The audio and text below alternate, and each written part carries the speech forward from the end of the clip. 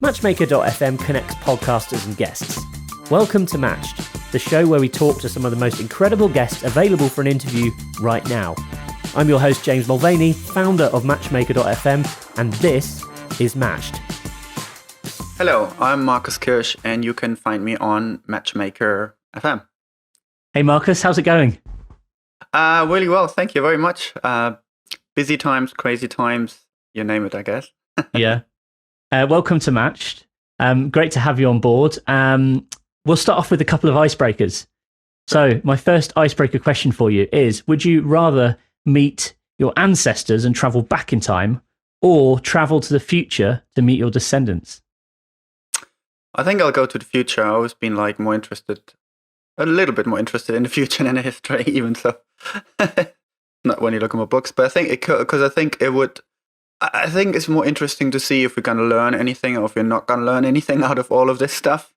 You know, when we look at the things at the moment and we know we sort of know what to fix, and we're seemingly not that great in fixing things the way we want to. So I think it would be great to figure out if there's actually a chance to fix anything, or if you have to start living a different life. Yeah, that's an interesting perspective. Okay, and also, have you ever been told you look like anyone famous? If so, who was it? Oh no, not at this age anymore. I think when I was younger, there were some actors' names, and I won't name the names because it's going to sound pathetic at this point.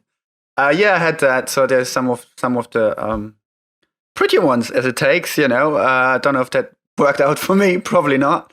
But yeah, some. I don't know. I found it sometimes flattering, or let's say 20 years ago was flattering. Today it sounds ridiculous, but there were some, and there were actors, and I think it was more the looks than the brain, which isn't always great either, because it's not what I work in. I use more my brain than my looks at work, so there you go. Hey, it's always a compliment. Okay, so let's sort of dive into a bit about who you are and what you do. So if you could just start off by just telling us about yourself and what you kind of what you're involved in at the moment. Yes, so I have a bit of a hybrid background, both having been in art design and technology for a long time, and over the last recent at least 10 years, I've been finding myself a lot in change and transformation led by innovation. So always a bit of a jack of all trades, which also led me to have a lot of interesting conversation with people that were sitting in between chairs. So a lot of, where you would say connecting different silos and different areas of expertise at the same time. So also connecting kind of aspect, which helped me a lot with the innovation aspect. So I think I love looking at patterns and things not everyone necessarily tries to connect. And that seems to be helping organizations more and more, because the old model of having a lot of established silos that just have one skill in them is not working out for us anymore. The problems ahead are quite complex. So I more and more found myself in those situations to help organizations change the way they work, sometimes helping people translate what they're trying to achieve, and at times working on quite quirky and odd projects. Okay, interesting. And so it's really about kind of, would you say your main focus is kind of communication? It's about getting those different silos, as you mentioned, working within organizations to actually start speaking to each other and working together more and sharing their skills. Exactly. So when I look 20 years back, I was very hands-on working in environments like that, where you would have designers, technologists, strategists, finance and business people all trying to figure out things together. And so the DMA I did at the Royal College of Art in London just about 20 years ago was like that. It was a very mixed, kind of one of the first full-on cross-disciplinary courses where we had a lot of different people in one room trying to figure things out. A lot of looking at new technologies and how people behave around them and what you could do with them. So out of that experimentation, I developed it was more like a middle ground language. So I was aware that you need to connect different languages and the way different people talk to each other in order to facilitate what's the problem you're talking about. When you talk about a solution or your view on it, what does it really mean? So, 20 years later, now we talk a lot about enabled cross-disciplinary teams, and we talk a lot about having everyone's voice heard in order to really de-risk and understand problems better. Okay, great. And why have you turned to podcasting in recent years to sort of share your knowledge and also just gain exposure as a guest and kind of grow your profile? Yeah. Well, I guess I love to talk, and I love to tell my story. And I think because I've been working in so many different industries, I could see similarities. So I can split myself into lots of pieces, unless I can with the help of technology and media. Yeah. And this is a little bit of what this is. So last year I published a book called The Wicked Company, which was about that new story around how we can approach problems better in a collaborative manner and how to better design organizations. And the Wicked podcast came out of that to bring a lot of different authors and thought leaders together and trying to figure this thing out, trying to translate what everyone's view is into a more universal approach and a simplified approach to, what are all the puzzle pieces, what are relevant, what are not, and what actions can we actually take. So I think it is a good medium to bring those voices together outside of projects where you don't always have the liberty and the time to talk about things sometimes in depth in the way I wanted to. What do you think that gives it an edge then over sort of other mediums? So, for example, social media or kind of written content. What do you think is the magic about podcasting compared to sort of other channels? Yeah, it's interesting because I remember reading a book. I forgot by which author, but he the man who wrote The Hacker Crackdown quite a couple of years back, and he said, I could have written this in a digital format or somehow create it as a conversation online, but I wanted to put it in a book format because the format just lends itself better as a story device. And I think that's the same reason for why I wrote the book and the podcast itself. What I like about the podcast is that it sort of evolves. So we're trying to evolve the format a little bit because what we're trying to do is to talk to the author more in depth about the book, but translate it also into actions and a little bit in the beginning of the podcast, compress it to sort of couple of particular actions and insights from the book. Because we gathered that, me and my co-host Troy Norcross, we read lots of books. Not everyone has the time for that. And we are struggling. There's just too many books out there. So compress it and do it like that. I think the podcast format was really great because you can get the first 5 minutes and say, yeah, that's for me, or you skip to the next one. So it helps. And then you can still dive deeper into it. And what I like to do, and I think what a lot of people like to do, when I go running, for example, I listen to a podcast and I can listen while I run.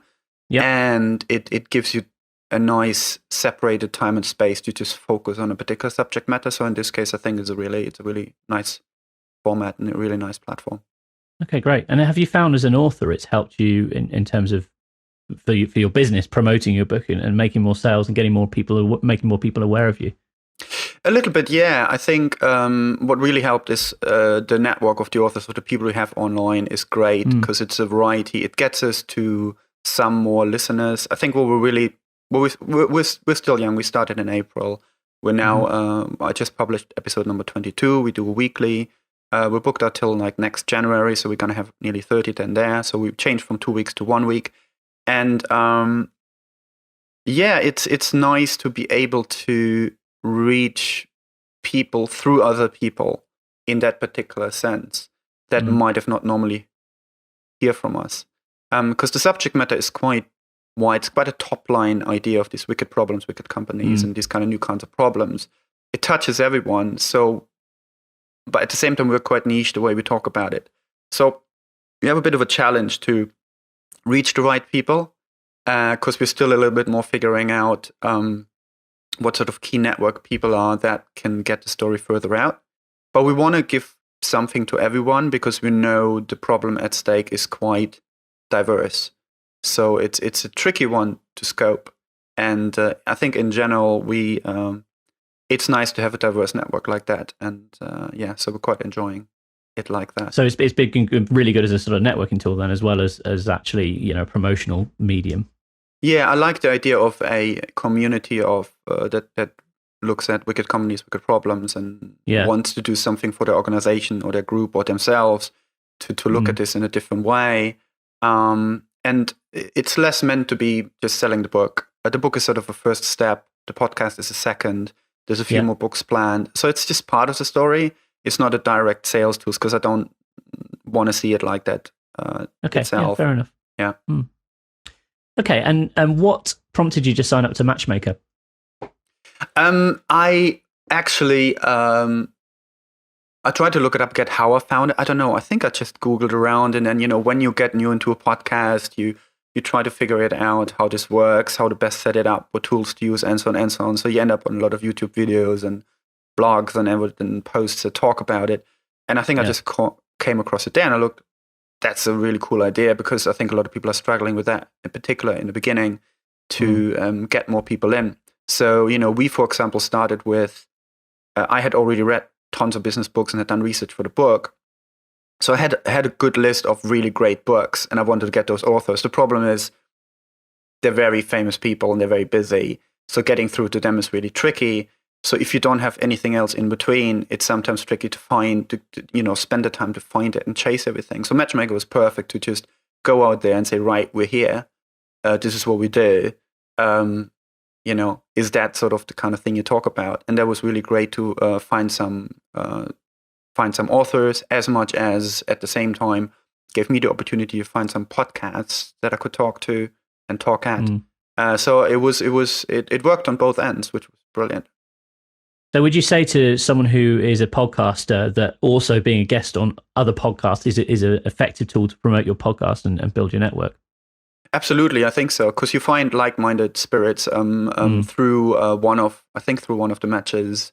I also found in the beginning we were quite low on female authors, quite embarrassing. But a lot of business books are written mainly by men. So, and through me talking in another podcast, I found another true access to 2 or 3 authors that they connected us with, or female authors, which was brilliant. So, that helped us. So it helps. Yeah, it helps you become a better part of the community. Okay, great. And what advice would you give to someone who is perhaps looking to start a podcast, other authors who are maybe looking into getting into the medium, either as a podcaster or to appear as a guest? I guess just do it. There's a bit of a challenge around setting up your studio. I've been doing the first few ones from in the middle with my head in a cardboard box kind of thing. But it doesn't matter. It's actually fun to do it. I found it it's always fun to do it. Just go and ask people, like, with platforms like yours, it's fairly easy to step into it. I found it to find people and just keep doing it and just keep producing it. The main thing I found is consistency. So see how you can build consistency with it and figure out the format. I think if there's one mistake we made, apart from maybe not having proper mics in the beginning, so the first 2-3 episodes were horrid. But good enough and worth listening to. Yes. Yeah. We went for a good hour. And I think, sort of shorter ones are quite nice to digest. So I think it's just to format a little bit and see if you can stand out with your format a little bit. So we are really happy with the different kind of questions we're asking, and then we do a bit of a compressed segment in the beginning before we go to the interview. That's a little bit different. It's I think about giving the listeners something to take away and they could maybe do or action on the day after. I think I always find good, and for me that's the same with a podcast or a talk or anything. If I can't take something away, those things go away very quickly and they become not so relevant. So giving the listeners something to engage with, always found quite beneficial. That's really great advice. So basically just creating actionable content that it's easily, they can actually grasp a concept and think, right, okay, I can take that away and do that myself. Yeah, exactly. Yeah. All right, Marcus. And just to finish up, if people want to find out more about your podcast or they want to get in touch with you, how can they find out more? Yes, so they can easily go to either find me on LinkedIn, Marcus Kirsch. There's also The Wicked Podcast, and The Wicked Company is on LinkedIn as a page. There is thewickedcompany.com, where you can find both what I do and the podcast as well, and all the episodes. And we're on iTunes, Spotify, and Podomatic. And so it shouldn't be too hard these days to find us. And on YouTube. We've just started doing YouTube as well, so we're going into video as well. Excellent. Which is great. So yeah, it's a process. It's evolving, and it keeps growing. Yeah, excellent. All right. Thanks very much for your time today. Thank you, James. there is an easier way to get booked onto more podcasts as a guest. Join matchmaker.fm for free today and start making connections with podcasters who are looking for guests just like you.